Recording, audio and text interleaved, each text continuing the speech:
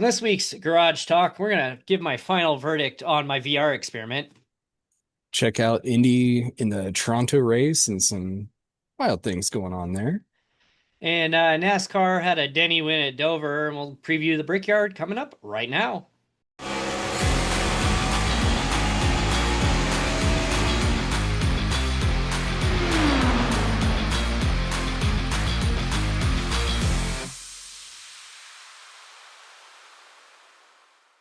Welcome to an all-new FR Racing's Garage Talk. I'm DJ Flook. I'm Eric Richardson. And, well, if you watched the bottom split racing series on Monday night, you would have noticed that I was in there, but I was not there. Yeah, you dropped your internet like right before the start. Well, I don't know if I dropped the internet or if this was to blame. All I saw is you manually disconnected. Yeah, well, because the screen went black, and I I've was been ha there. I was halfway through. Well, no, the main screen went black. The iRacing screen went black. My top monitor was still on. I was still in Windows, and I was halfway through my first lap. This was the first race I had actually done this in a non-AI race environment, non-test environment. And all of a sudden, I come around turn four, and nothing, just goes black, and I hear the car moving still, and it goes across the line. Like I immediately got off the throttle. I managed to get across the line a good like second and a half slower. I was on pace for a decent lap, and I closed out. I switched it back to monitor mode. I tried to log back in, gave me an error, so I had to reboot. And Oh man. I get back in, I switch it over to monitor, I'm connecting, I'm like, come on, come on, come on, come on. And I get in there and I see you're already on lap three. I'm like, so Might have been able to pick up a few spots starting in, but yeah, running a part-time schedule really doesn't matter. yeah, I'm running a part-time schedule. There's no cautions, and I'm just like, whatever. Like, I was so mad. And I rage reboxed this back up. I reformatted it, factory reset it, uninstalled all the software, and had a rage fit moment with this thing. And I am, as of now, going to return it. Yeah, based on what you were saying and all of the videos of how to set it up, there's some things that need to get worked out to It's really make it the hardware better. itself is fine. I think this is a fine hardware device. The There's a major bug with these right now that some users are having on both the 3 and the 3S, where it will randomly disconnect the VR link, the high speed data cable from that you run from the side to the PC. They call that the VR link, and it will disconnect, saying that there is either debris or moisture in the charging port, and it shuts it off as a safety precaution. Hmm. One of the rumors on Reddit is that there's a fundamental flaw with the charging port on this device, that it actually can melt the USB port on the MetaQuest. Oh, fun. Apparently, some users have had this happen to them, others have not. And the shutoff is kind of the safety override that they dumped into the software, but it introduced this bug. And it's like I can't drive, and then it disconnect, and you can't like unplug it, plug it back in. It doesn't work that way. You take off your it does that. You take off your goggles, and you have two side by side matching screens, which one was the mirror to your goggles, but it changed it over. So now you have two mirrored side by side screens on your monitor, and you just can't quickly get back in. It's like you're racing at like a Daytona or Talladega or something like that, and your Yeah, that's a goggles mess. go out. That's You're just going to ruin the session. There is another option instead of the data cable, is that you can do this over Wi-Fi, but you have to have a really good router to do that. And I tried the Wi-Fi link in a testing environment, and it worked decently well. There was a little bit of a frame rate loss compared to the cable, which is to be expected as any wired versus wireless anything Yep. goes. But is it good enough? Well, one is I think most people complain about their routers to begin with. I don't think that's a viable solution for most people. I have an IT network background. I've put a lot into my routers and my mesh network to make sure that I have decent quality Wi-Fi in my home. So it might work, but at the same time, I've already had my temper tantrum and factory reset the unit, box it up, and call for an RMA slip for this thing. So, uh, Let some other people go through the testing and figure things out and pick I, it up in a couple of years. I think the issue is if they can get past this stupid data cable disconnecting, I think it would be fine. I mean, it was a huge pain to set it up, but I got it working in a test environment. It was fine. The data cable dropping is something I can't control, Yep. and Meta needs to get on it. There's a lot about this on Reddit. They introduce it, they fix it, they bring it back like 4 updates later. It just I don't know what the problem is, but like this right here, I would love to use it. I think it's possible to use it, but until they fix that data cable issue, Not worth it it's yet. not worth it. So it's going back. And I unfortunately am calling this test a failure, but it's Learn for something from it. So yeah, I learned a lot out of the experience, and I'll write up something about it, but um there's potential there. They need a lot of cleanup. They got to fix the software. They got to make it a little easier to like you need a computer science degree to set this thing up. Like that's it's like why do more people do it? Well, that's why. It's a pain to set up. But it was a fun experiment. yeah. So that was basically your experience with Dover for bottom split. Blaine Snow gets the victory again. He does 2 out of 3. And I managed to finish fourth with a clean race, but I also didn't have a Connor behind me. That's for you, Connor. Shout out to Connor. So Had to apparently, do it. the Connor and Chris and Colton and Hunter last week when I announced on the show I was gonna try to race in VR on Monday night, and apparently they were all like listening to the show Friday morning or whatever and heard that and they're like, oh crap.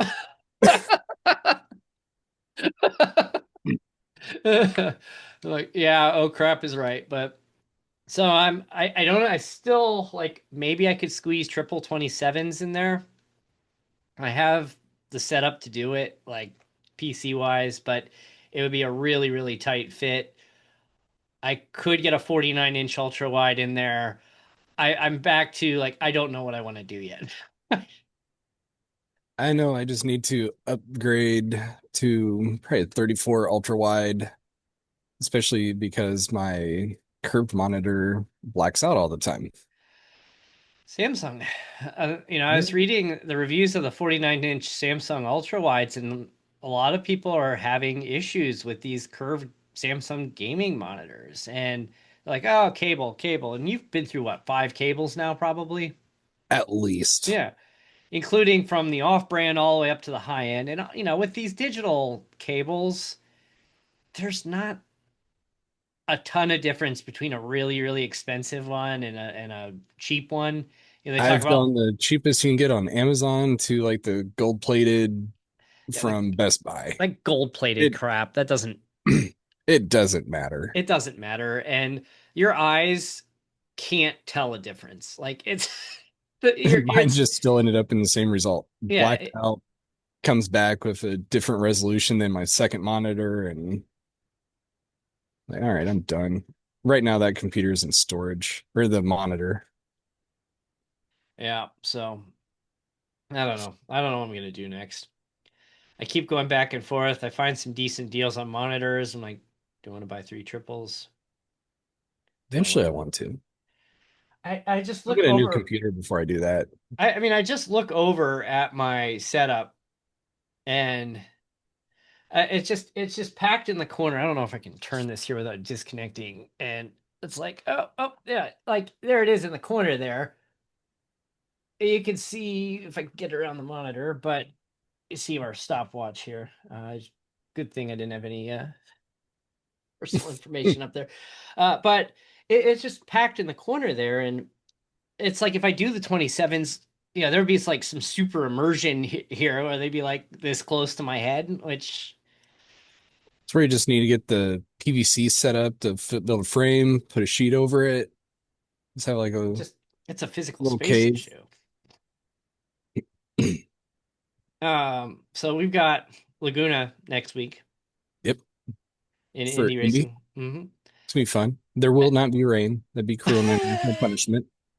I did have somebody ask me. Although you know what, here's an X factor that did not happen the last time around is the dynamic debris system. Yes. If you have somebody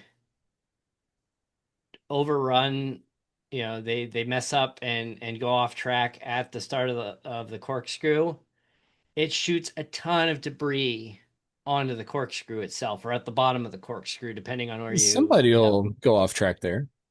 it's a I'm sure I guarantee. will at least It's once. it's a guarantee.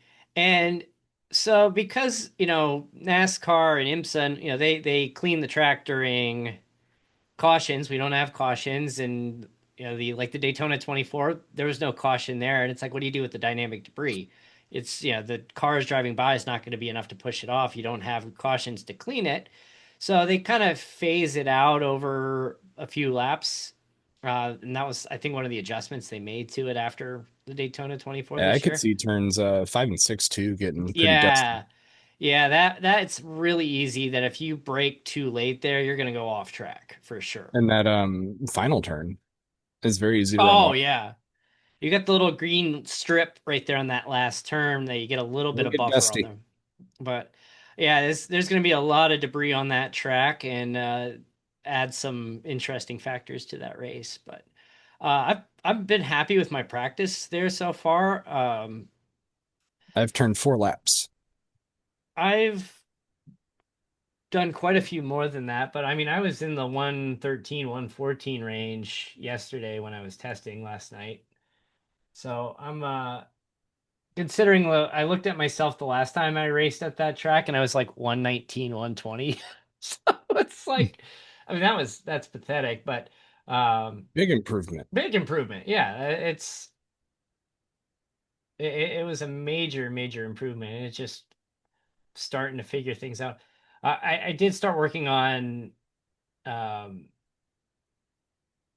offline testing for Phoenix, and which is the following week. And I was cutting the dog leg in an Indy, which is incredibly sketch when you Yes, when very. you like coming back on the track is not so bad, but when you drop down, you gotta like hold on for dear life or you're gonna lose it. And you're just like, but I managed. I ran this in the afternoon. It was partly is it a day or a night race? For Phoenix, Yeah. it's gonna be sunset at least. Okay. So I ran middle of the afternoon. Track temp was 110. It was pretty cloudy, and I was still doing 19.9s Not bad. on there. So, and was that? I'm trying to see if that was when I cut the dog leg. But I was gaining like a tenth, a little over a tenth of a second cutting the dog. You're gonna lose several laps if you mistime that. Yeah, yeah. Well, and that was day, and compared my best lap in the night was a 19.183. So that, yeah, I cut the dog leg on that lap. You're looking at Garage 61. I was comparing it to one of my laps where I stayed on track, and you just see the blue line just. I can tell you, I will not be cutting the dog leg in an Indy car. No, maybe in a last lap desperation thing. I was also doing some experimenting with like using fifth gear at certain spots. And I mean, you do have to come off, like, you can't just like, even when your tires are up to temp, you got to come off the throttle. You can do a lap full throttle with the tires up to temp, but you're going to get the water temperature warning very quickly if you push too hard. Yeah, I usually get the water temp issues, but then I just manage it. I have had that happen before in an Indy car where I got the water temperature. It was kind of a hot track. Like before we started realizing like maybe we should adjust the weather, we just let it set to like default everything. And Yeah, you'd have like track temps of like 140. Just you Hot and get greasy. yeah, you get oh, yeah, hot and greasy, and you get water temps warnings a lot. And I actually one time I actually blew my engine because my water temp got too hot. I have yet to do that. It was in a practice session, but it was yeah, it was I was like, wow, you're just driving, all of a sudden you're the off. So inadvertently, we have Indy this week coming up at Laguna Seca, Yep. and that is also where IndyCar is traveling. Inadvertently, but it's fun. We'll race Laguna on Tuesday, and then we'll watch them. Or actually, we'll watch them and then we'll run it. Yep. But for Toronto last weekend, um, That's actually a fun race. it was unfortunately ended under caution. Yeah, but we didn't have Pelot win. You had a Dale Coyne podium. I mean, that's it's always fun when you get the coin on the podium. Malukas had one, couple of them when he was there a few years ago at Gateway. Actually, I think he did it twice. We also had a Kyffin Simpson sighting on the podium. Yeah, Kyffin and not an Alex Palou win. And Andretti finally had a good run as a team. Penske did not. No, Penske did not again. Newgarden, he was pretty frustrated. He gave his after the wreck what happened, and he said like 5 words and cut the interview. He goes, "Thank you," and walked away. He's like obviously frustrated. I texted you, is this Penske getting karma for It's gotta be all like their stuff from the last couple of years? it's gotta be like it just you can't have that much bad luck. You haven't had this bad of a season in over 20 years. I mean, I think the last black eye for Penske was when they missed the 590. What was it, 95? Yeah, 95. Yeah, and then what, 2004 was a pretty dismal IndyCar year too. Maybe I'm off. Somewhere in that early 2000s.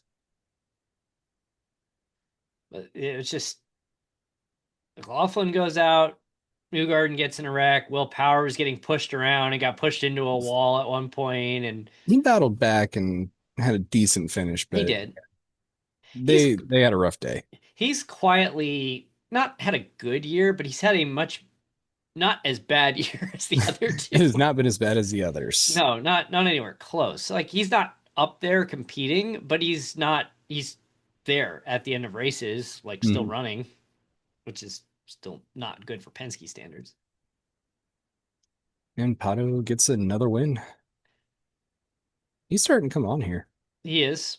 And Pelot's lead is under 100 points for a first time in Was it quite a while. 99? It's 99, yeah. There's a chance, but there's So the you're hard thing telling. to believe is there's only 4 races to go. And we got Laguna, we've got Nashville, Milwaukee Milwaukee. and oh, what's the other one?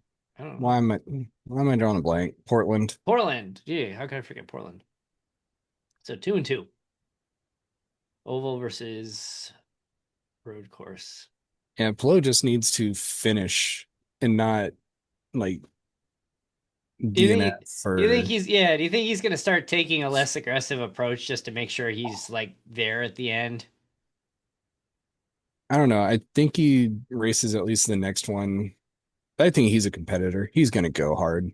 If he loses and doesn't win the championship because he was giving it his all, I think he'll be okay with that. Yeah. I think he wants to win. The no prevent defense. And 9 times out of 10, you watch the prevent defense and the game gets close. Yeah, they prevent you from winning. That's what the famous saying. Yeah, I hate that. Or the slow down offense to conserve or kill time, and it doesn't work.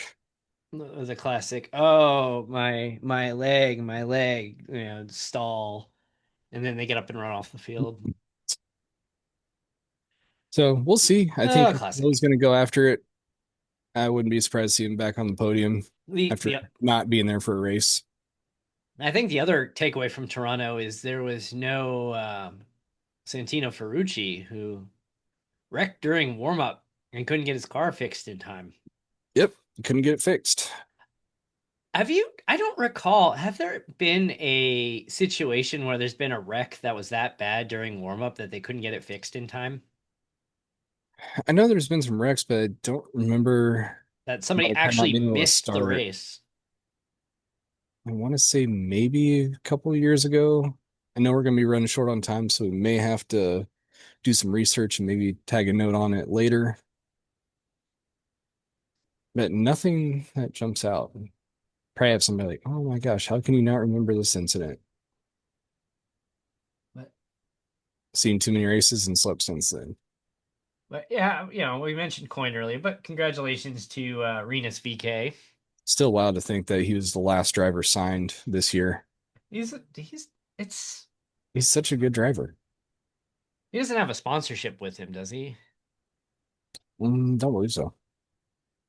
I mean, that's the only reason why. There's at least five drivers. I mean, he's Yep. he's he's a very talented driver. I'm not saying he's like the fifth worst driver, but I'm saying there are five drivers that if it wasn't for sponsorship, he would have had one of those spots. Yes. So we got Indy Laguna Seca. Hopefully we don't have a repeat of a couple of years ago where they were just wrecking every green flag restart. Did Dev ruffle any feathers this weekend? He seemed to be not. Then he run into somebody. I mean, I'm sure he did, but I don't don't I know remember. he had a rough day and I don't think was really on track He much. he he ran. He finished. Did he? He finished. Yeah, I mean, he finished 22nd, but he was shown as running. No. I thought I saw he was like laps down at I one mean, he point. probably was, but the final stats don't tell you.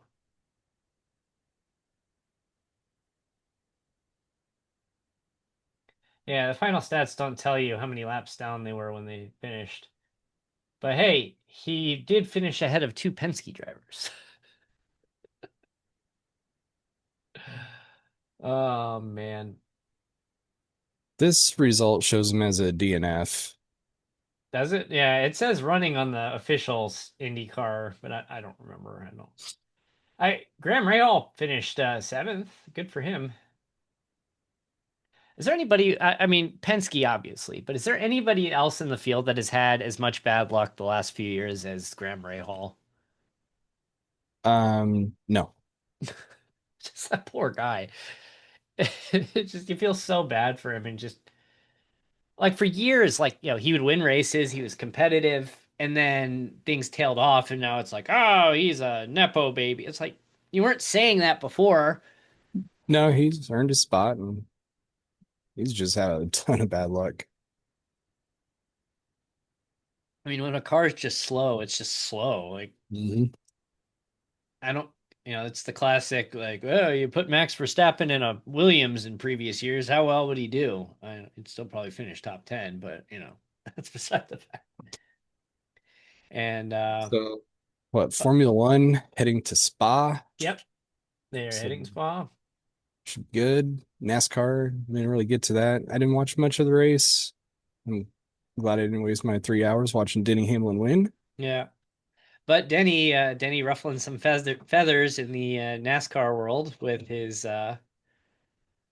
the ongoing drama between Front Row 2311 versus NASCAR for the charter lawsuit, and uh, Then proving their point, NASCAR makes a rule change targeted at the two teams. just to let them run the rest of the year without the charter, and they can't sell the charters. If I want to know, there was talk of like they could sell the charters immediately. Would there be a buyer for it? I don't know who it'd be. I mean, you'd have what, six charters, I think, between the two teams. It would be fun to see how that would play out in court if NASCAR was able to sell them. They've said they won't, but if they were to sell them and then end up losing in December, it's like we don't have your charters to give back. And yeah, and like then you've got this complicated matter because then you'd have to like nullify the sale, saying the sale was illegal, and they'd have to go through court to nullify the sale. And I'm not a legal expert, don't get me wrong here, but like that's going to be a lawsuit. Like this is potential for years of litigation. Plus, honestly, like let's just say hypothetically one of the smaller teams wants to buy another charter. I don't think they would do that just out of respect for those teams. Yeah, I think it'd be an Especially outside while buyer it plays out. wanting to come in. And It'd just be the only thing. on top But of then you that, can't like sell it for less because then you dilute and water down the price of the existing charters, and you which make the teams aren't going to want. nope. It's just no win for anybody here. Like they just need to settle and shut up and be done with Mhm. this. And like I don't fault the teams for this lawsuit at all. Like I think you've heard it from other team owners that felt like we were pushed into a corner. We felt we had to sign this, and we did. And if they want to stand up to them and sue them, good for them. That's Well, and the fact that we see them changing rules mid-season, and it kind of validates why they're doing this. I mean, I've heard Richard Childress make those comments. I think Rick Hendrick has made a little more political, version of those comments as you typically would expect from Mr. H. But the owners are like, we're not happy about it, but we signed it anyway. And you've got two owners, one who has the arguably the biggest brand in sports around the world backing one of these teams. And it's Yes. just like, if you make Michael Jordan mad, like having Michael Jordan as part of your sport is just like you should be like foaming at the mouth trying to like integrate and push that and get the crossover with it. And instead, they're doing like NASCAR is like doing everything they can to push them away and close the team and Michael Jordan say, "See ya." And honestly, if it wasn't for the fact that Michael Jordan is the ultimate competitor who hates to lose, he's not going away. Like his competitive, we'll say competitive arrogance is the reason probably why they're pushing this lawsuit. And Denny Hamlin too. Like those are two personalities where I feel like the reason this lawsuit is staying on course the way it is because of those two Hmm. personalities there. It's funny how many people I see too that like I do not like Denny Hamlin the driver, but I really like him as a podcaster. Yeah, like Denny He's Hamlin, the commentary. podcaster, Denny Hamlin, the owner. I heard an It's like interesting such rumor. a different person almost. I heard an interesting rumor on the Richard Childress front that they are. And I've heard this before too, and it's probably common knowledge. It's probably nothing surprising, but they're grooming Austin Dillon to kind of take over when Richard Childress is done. And from the sound of things, that's another one of those like Austin Dillon, the driver, versus Austin Dillon, the team leader slash team owner, could be a good thing for that team. So that'll be interesting to see. I mean, Richard Childress isn't getting any younger. He's got to be what, mid 70s by this point. Yeah, he's getting up there. 79. Yeah, like he's 79 years old. I mean, it's clear like Hendrick has already has their succession plan. He's 76.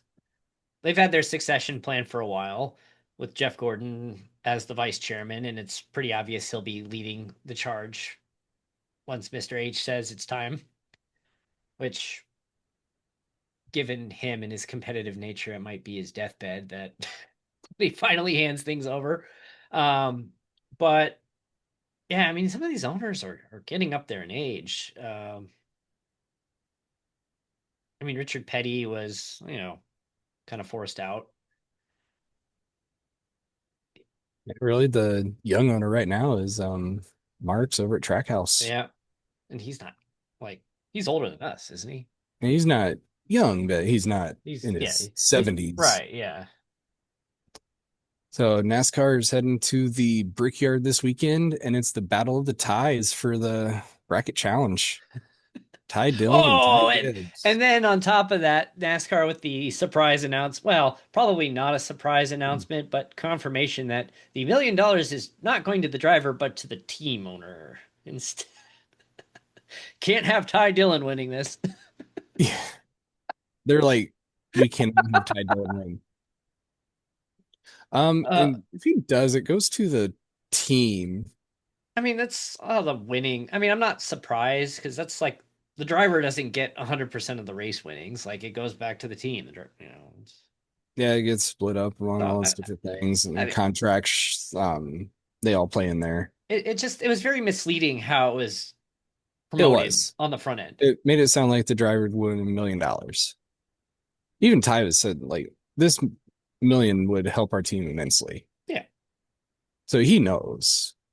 But NASCAR is like, this will be a mess if Ty Dillon wins, which would be I awesome. I want Ty Dillon to win. And if Ty Dillon dumps Ty Gibbs, imagine just how electric that place will be when he does. That would be crazy. It'd be Uh fun to see where they qualify. can you imagine Ty Dillon, the 2025 most popular driver winner? And it's Uh, Brickyard. If you get a bumper on somebody, you can put them into a wall very easy. yeah. Ty Dillon has done so much for his, I don't know if credibility is the right word, but yeah, maybe credibility, his persona, his how people view him over these last 4 or 5 weeks. That He could have driven himself into getting a decent ride and also future sponsorships. he's it's just been great I mean, he's the regardless of what happens this weekend, he is the big winner out of this competition. He's been the talk of racing the past, what, 4 weeks? And Now going into week 5 for this challenge. occasional mention on a broadcast otherwise, now it's like, hey, we're glued to this guy. He may be running 24th right now, but we're glued to this guy. All right. Yeah, So I we've got got, my timer just going off yeah, here. mine just went off too. So we got a wrap here. So watch. So we got 3 races this weekend. Busy weekend of racing. And we've got the Brickyard, which I'm looking for. I love the Brickyard Yeah, it's fun racing. being there last year. Yeah, I won't be there this year though. No, So we got the Brickyard, we got some Laguna, we got uh yeah. Wait, is it Spa this weekend? yep, Yeah, okay. going to Spa. I think it was Hungary. Uh, I'm chat. We are in Belgium. Okay, it's Belgium. Hungary is August 3rd. Okay, so it's next the following. And then another one break until um Zandvoort on the Yeah, 30th. well, do you see there was like damage to the track after like flooding at Yes. Zandvoort? Gotta get that fixed. But anyway, at F4 Racing Online, f4racingonline.com. Be sure to tune in on Stadium Scene TV next Tuesday night at 10 p.m. for the Indy Racing World Series, where I will be not wearing these. And see you next week. Thanks for tuning in. Take care.